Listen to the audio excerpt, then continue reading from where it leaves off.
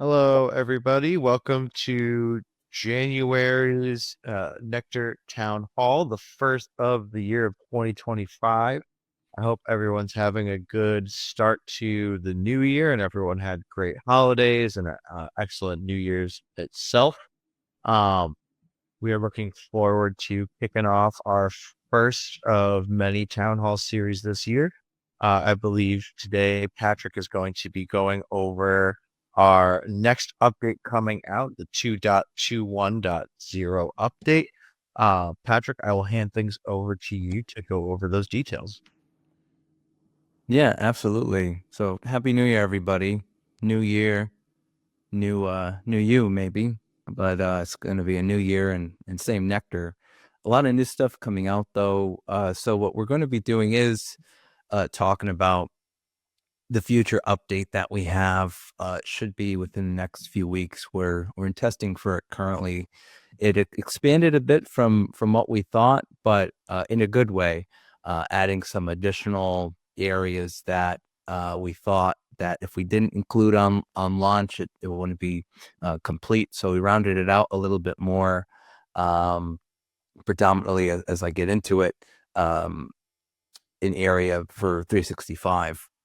But also wanted to touch upon ecosystem updates because a couple things have happened since now and when we talked early December.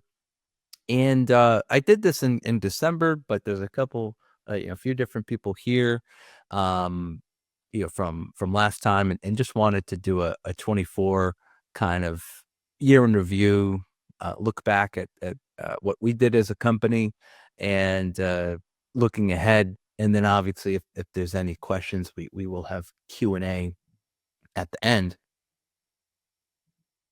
So for 221, since we're currently on 220, one of the things that is going to be included is what we're calling a down detection, and it includes a few things, namely in the syslog inputs area. We're changing there's a status indicator in there right now, but we're changing the time frame on it because it's limited to a few minutes to see if something is down and what have you. But with different integrations, different syslog inputs, sometimes they're on a recurring or time based sequence. So, for example, like Prevail sends logs every 15 minutes. That's just how they have their output based. So we upped it to 24 hours. So you'll get a status indicator to know if something has been seen within the last 24 hours. But more importantly, the down detection alert that we have that can be configured will allow you to, for each input, you'll be able to designate the time frame. So if you wanted it to be a minute, 10 minutes, an hour, 15, a few hours, you can change that by enabling and selecting the time frame for that. And you'll select what emails that you wish to receive for the detection. So that's a nice thing that's going to be added in. And here's what the email looks like. So we can see the input, the address, the manufacturer, and the fact that it has not been seen in the last X amount of time. So that's what we can expect for this down detection feature for the next update, which will be coming shortly. Additionally, in this update, and this is the one that kind of had us expand a bit for what we wanted to include it, because initially it was just going to be multi-tenant 365 support.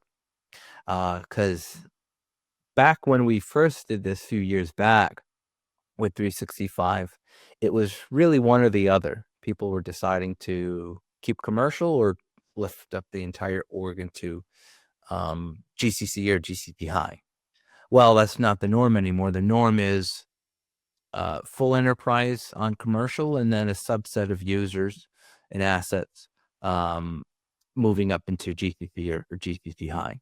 So we've added the ability in to 21 to add multiple tenants, and you can tag or provide a display name for each tenant. So you can include, name it business, name one GCP high or GCC, or name it the business division that it's going to be. And then you will be able to disable, edit, or remove a 365 tenant. Because right now you kind of toggle it on, you toggle it off. If you need to change something, you have to, um, go in and toggle that. So with this, you'll be able to edit and you'll be able to edit existing connections rather than having to redo them. So this was the first iteration, or rather what we thought was going to be all inclusive with the 365. But then we said, okay, well, while we're in here, as you all know how that goes, while we're in here, let's go and make sure that we're pulling everything that we need, or that everything is parsed appropriately. Well, first it was 10 additional fields, and then it was 20. Then now it's more than 50 additional fields are being parsed from the same message areas that we were getting previously. But having that experience, or having access to multitude of different log types for a large environment was something that we didn't have internally at NeQter. So we were able to leverage our friends over at DefCert. They helped us out a lot, spent quite a bit of time going through and turning this on, turning this off, making sure this is extrapolated correctly, making sure that this field makes sense. So what ended up being reality was a much larger undertaking, but I think it's going to add a lot of value to the existing input or integration for the 365. Most importantly, you'll be able to have multiple tenants, but now they're going to be more parsed, more precise outcomes are going to be visualized on the dashboard, and we're adding additional dashboards with different views so that you can see that information better. So that's what we've been working on with this update, which I'm pretty excited about. And lastly, I actually should have updated that bullet point there. We will cover this in depth next webinar. Well, we'll be covering it in this webinar. We'll probably cover it in next month as well. But the last major thing that we've added into this update is enhanced custom reports and alerts. So what does that mean? Well, you'll be able to go into when you make a save search. So this is really for just the custom reports and alerts ability, so that when you generate a report now, you get every field under the sun. Every single field that is within that index is included in that report. So annoyingly, you might be looking for a couple data points, and then you got to slide the slider all the way to the right on that Excel spreadsheet because there's 25, 30 different fields. What we can do is pare down and include or add fields or select fields that we want. And then for that search, when you select the save search, there's going to be a toggle here, use save search columns, so that you can either, if it's off, you get everything. If it's on, you get that subset that you select. So I'm going to go in to the to my demo system now, just to show you what that looks like, of how to construct that search when we come out with the update, and I'm on the next webinar, I'll be able to show it live. But let me get into that real quick right now. And of course, if there's any questions or comments, there's the new um, questions and chat area. Something I didn't mention, which I feel like I should have. We wanted to try a new webinar app. You're on it right now. No need to download an app. You can view it in the browser. So let us know how you like it, or if you like the old one better. Um, one of the issues with the old one was it was hard sometimes to add it to the calendar. It didn't had one of those, save an iCal file and et cetera, et cetera. And this one, pops right on the calendar. So we thought that this would be better. So let us know how you like it. But to get back into what I was just reviewing with saved searches, so I'm going to go into the Discover area. I made a saved search uh, for FortiGate. So let me pull that up. So basically, we have the selected fields area up at the top left, and these are the fields that I have added to this search. As you can see, I only have those fields in these columns here. So this is how, basically, this is a look at what we're going to see for, so if I had this report right now, I generated it, show me, the saved search for the past X amount of time, last day or whatever. This is what the columns will look like in that report. And similarly, that an alert, if we wanted to make an alert based on this. This that I made here was essentially FortiGate warning level syslog messages, and then I added these selected fields. So if I actually start from scratch, so these are the available fields here, and there's going to be one of two ways that I can add these fields. So I'm going to remove this and remove all these so I can get everything as we can see. So this is everything as in the full list as per usual. So if you get that report, it's going to include all of these. Well, I don't necessarily want all of these. So in order to add a field, so these are actually all the ones I had just clicked, basically, popular. So if you come in here and you filter things down, it will show up in this popular section. This is populated by you. Now we see all of the fields listed out in their entirety. So I can, of course, click on this add, but it's going to make a lot more sense for me to see the data in here and see the values and go, you know what? Well, obviously timestamp is important. So I click on this one right here. So we have a magnifying glass plus, a magnifying glass minus. We have toggle column and table. And that's what's going to add it to the selected fields area up in the top left. If I click on this guy to the right, filter for field present, that's going to pare down the data, filter it down, so I can see all, that this exists. And because I added the selected field, well, in the column here, I have timestamp. So if I expand this out and I want to have event category be a column, I click on toggle column and table, and now we have these two values. We have time, we have timestamp, and we have web filter. So this is how we are going to construct these searches. So if I go and I add a bunch of stuff, destination IP, destination port, severity name, protocol, I have all these columns. I go over here and save this.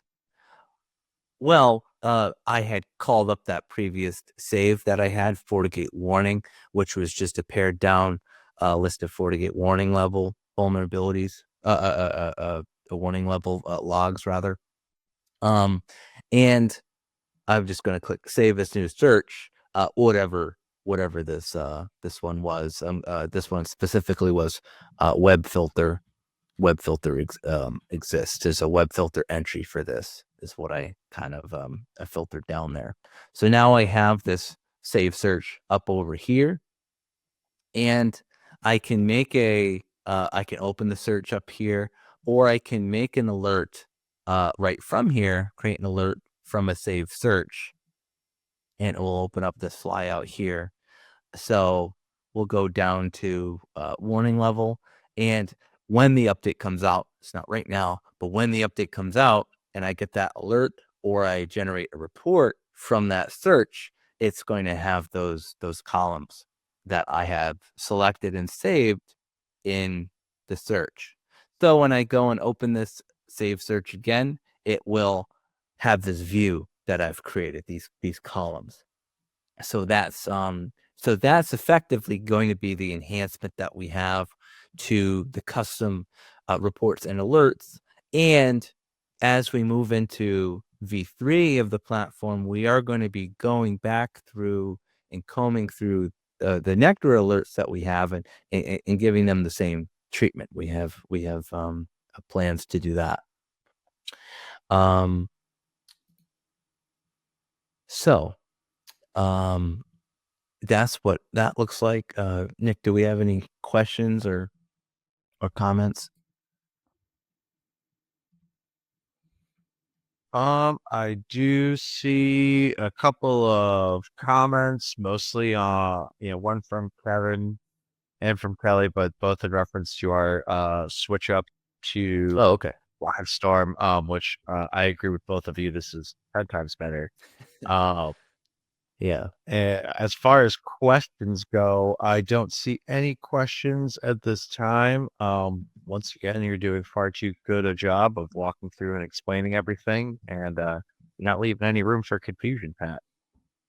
Yeah. Well, that's always good. And I think some of the things that we're going to look to do as we move into the new year is on these webinars, of course, highlighting existing features or like I just went over, kind of paring down and filtering things down, and the Discover tab, which maybe some people aren't aware of, or they are aware of it, but maybe the depth that I go into, or maybe they never clicked on that icon or that certain area, and might add value right now.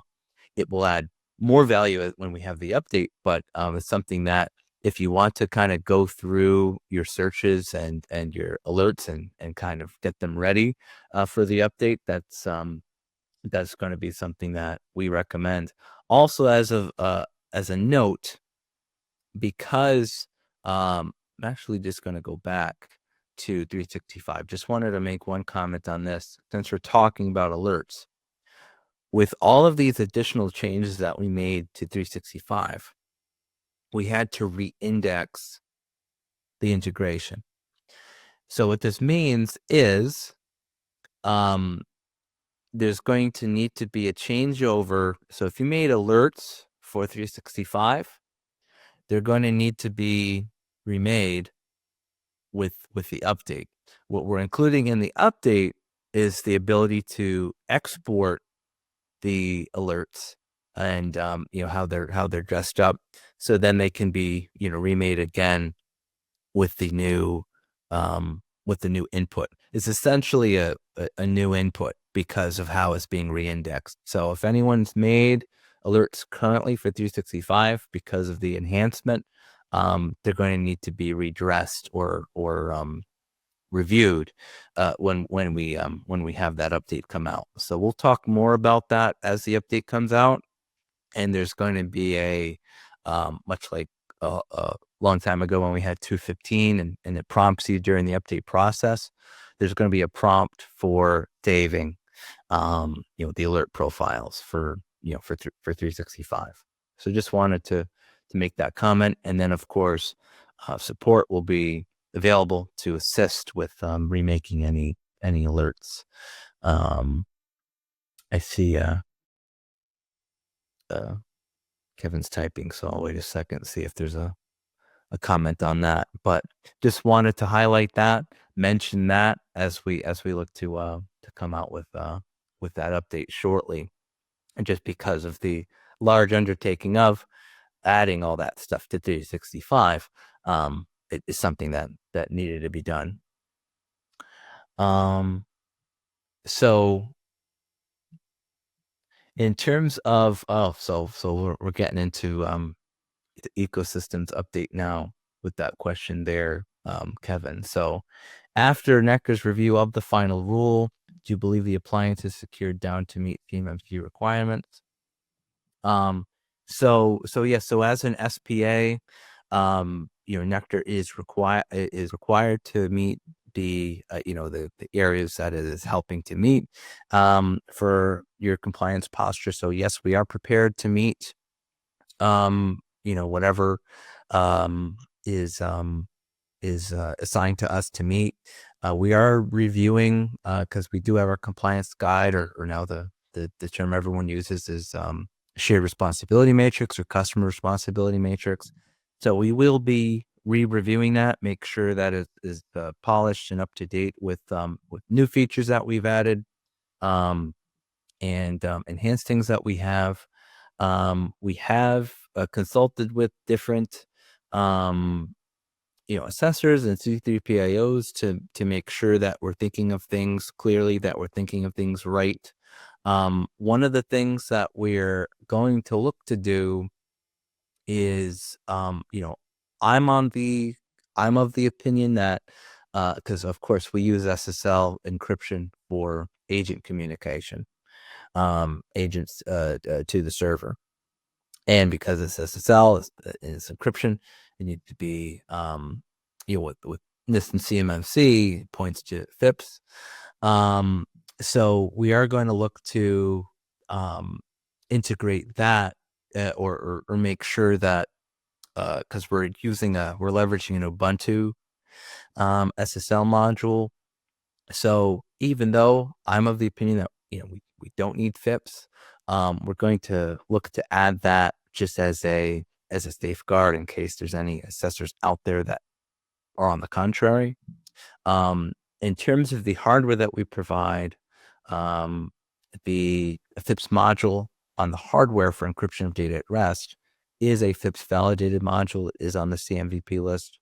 And just different things like that. NeQTR has MFA, access control, all those types of things. So yeah, we are prepared to meet all of the requirements that NeQTR itself falls under as a security protection asset.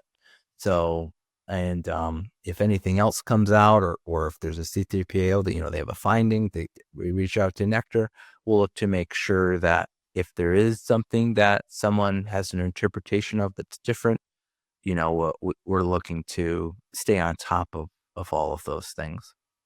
And that's actually something that I'm going to address now in terms of the fact that, of course, with 32 CFR going live December 16th, last webinar, I said, hey, this is happening. Well, it happened. It's effective right now. So in terms of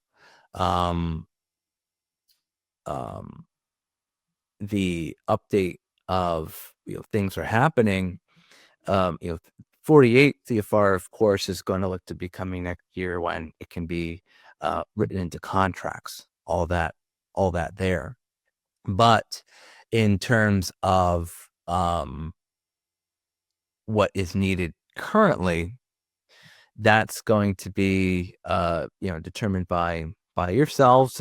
If now is kind of the time to schedule the CMMC assessment, and really purely from there's only so many C3PAOs. There's actually I want to give a shout out. Kelly Kendall's on here from KNC, who is a C3PAO, so they can perform assessments.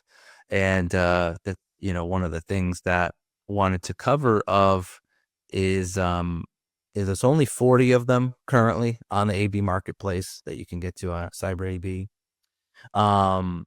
And people's calendars are filling up already. I know several C3PAOs. 2025's gone.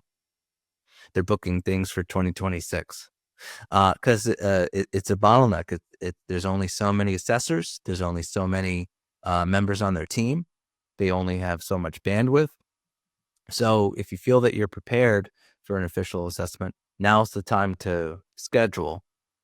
Um, in terms of what we can do to help, if you need help vetting C3PAOs, or just recommendations of, hey, how do I know the C3PAO is going to be the right fit for me? Because one of the most crucial parts of the process is you evaluating and asking all the right questions of your C3PAO. If you're a Linux heavy environment, you don't want someone who's only has Windows experience. If you're an on-prem environment, you don't want someone who only knows cloud and vice versa. So the strengths of the C3PAO are going to be in how the organization determines how things are assessed, and how the different members of their team, that their skill set is. So vetting the C3PAO is going to be just as important as your scope, and that's also going to be a discussion that you have with your C3PAO, coming to terms and essentially having an agreement before the agreement of, okay, well, how are we scoping? How are we assessing these assets? What is within the terms of our assessment? Because the biggest thing that you want to avoid is picking the wrong C3PAO and having findings, or just really not seeing eye to eye with how the world is, or how your world is, and then being out that money, being out that time, and then having to go through the process again. Because I know there's a lot of good C3PAOs that are out there that have a vetting process of their own, and they won't take the work. They'll say, hey, you know what, we're not seeing eye to eye, this is going to work out, we'll save each other time and trouble and money. Some others might not be as scrupulous. Some others might just say, hey, yeah, get on in here, let's assess.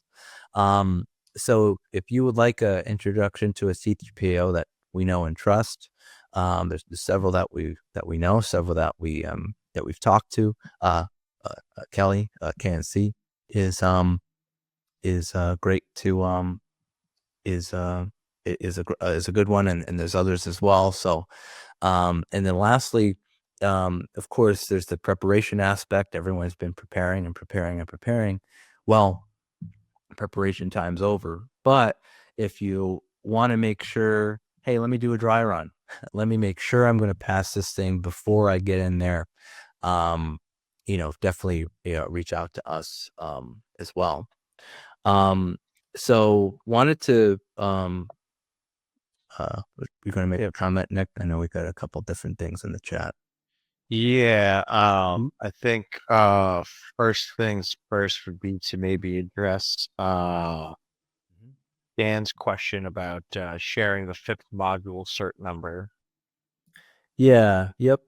So yeah, I'll look to get that I might be able to search it quickly for the hardware TPM that we Yeah, have. We'll be I able to know get that. Kevin In terms posted of, the search link up yeah, there. so I need what we're looking to do, I'll probably have to have a webinar, the topic, just to cover this in future. But so just real quick on the FIP thing, because Kevin, you mentioned paying for Ubuntu Pro, and that's something that we looked at, but because of the individual licensing and keys and etc. with Ubuntu, and maintaining hundreds of clients, it's not it would be a scalability nightmare in terms of managing keys and all those types of things for Pro, and breaks certain aspects of the OS that we're leveraging. So one of the things that we're looking at is something to the tune of like Wolf Crypt, where it's backwards compatible with OpenSSL, which is what we're using currently and is validated. So we would just be swapping which libraries we're pointing to. It's all the same tech. It's just which module is being leveraged. So that's kind of our thought process in that, and we'll provide more as we know more, just to shore up the telecommunication with agents. Yeah. Yeah. So yeah, it's a price no matter what you pay, but I think that's the best chance to success or scalability with that. Um and Yeah, so we'll look to um find the specific TPM that we're using. Uh and we'll get that out. Um in terms of yeah, so with single sign on, and let me just make sure. Yeah, um so I'll get to we'll do a Q&A, and one short minute. Just wanted to just to rehash, just to kind of put in perspective, year in review that we had. And this is something we covered last month, but it was just a nice bit of reflection for us as a company. So in 2024, we added quite a number of new integrations. One of the biggest ones were SentinelOne and CrowdStrike. From an EDR standpoint, we also added additional Ubuntu and Red Hat support, and Juniper Prevail. So we added quite a bit in terms of new vendors that we're looking to integrate with. Additionally, one of the things, or a lot of the things that we had was the report system. That was kind of the highlight of the year. The big add that we had was the report system. Multiple new reports added, um, and capabilities, showcasing different stuff. Oh, one of the things that we will be having, which I forgot to mention with the reports, or enhanced reports, is in 221, is the HTML support for all report types. So right now, like with a custom report, you have the table in Excel. Well, some people asked, "Hey, can I have a table in HTML?" Sure, why not? So that's getting added there. But we had a enhanced search management, enhanced compliance tool options and reports, and one of the things that we added too was keeping up to date on documentation, of course, but also adding in anchoring and having a dedicated feature request submittal form on our docs.nectarlab.com website. And then we were all around the country doing different shows, talking with different people. Saw a lot of you out there. So, in the world, IRL. So it was a really good year. Got a lot done internally, and then made a lot of good connections externally. And so yeah, to answer that last question, or if there's any other questions, please feel free. But one from Jake: plan to add SSO in a future update? The answer is yes. Um, I don't have a timetable on that. I know that one of the big focuses of moving to V3 is it, keeping status quo of what we have, but just on a new platform. And then, but I agree, SSO is needed because we have local login. LDAP is supported, but is a dying protocol essentially, or not dying, but SSO rules the realm. So definitely something that we will look to have in a future update, and probably something that we need help testing with. So single sign on, yeah, again, I can't put a date to it, but I know that that's been talked about. Um, and and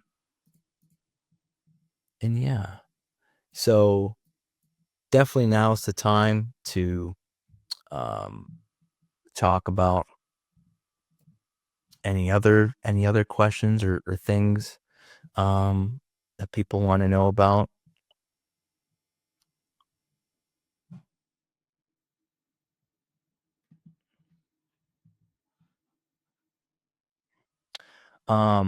Just looking real quick, I'll have to get the exact um module name. So I found the um the TPM that we're using. So um I need to see what version. There's several versions on the CMVP list. But long story short, we're using a Yuvutan Technology Corporation TPM 2.0. So just need to see which there's several on here, but just need to see which one exactly it is. Basically, it's one installed and initialized, which it is. It's in FIP mode. Um, so yeah, so I dropped that in the chat. I'll just put the specific kind of module name here. I'll copy this link and put this in the chat as well. But hopefully that rounds out that question there. Yeah, but as you know, and again, with as an SPA, it's just one of those things where I don't know if we don't want to have anything that, even if it's different assessors thinking differently, we don't want anything with NeQter to ever be a finding for anyone's assessment. So we're staying on top of that, making sure that so yeah. Oh, and I apologize. Let me just had a message from little bird told me just which exact TPM that we have. So let me go and because I know it was one of them, but let me go and get the right thing.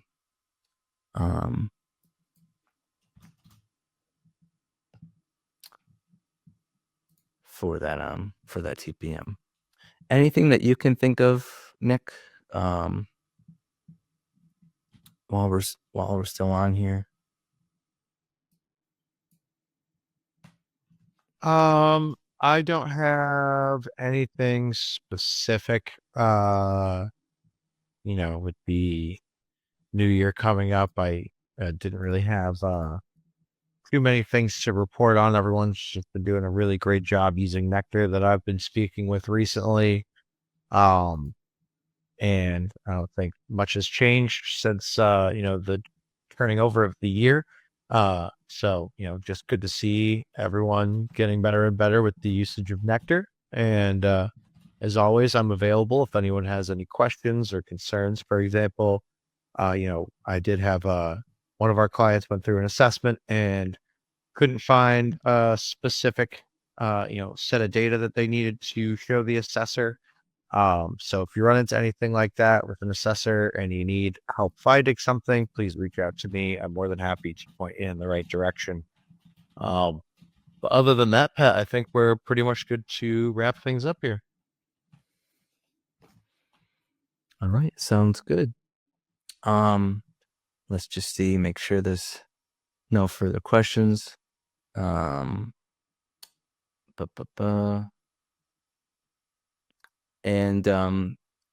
yeah, so I think there was one last just shoehorn in there by Kevin, just talking about the SSP roadmap. And yeah, we're going to be adding quite a bit of functionality to unless you're talking about your own SSP, which is great.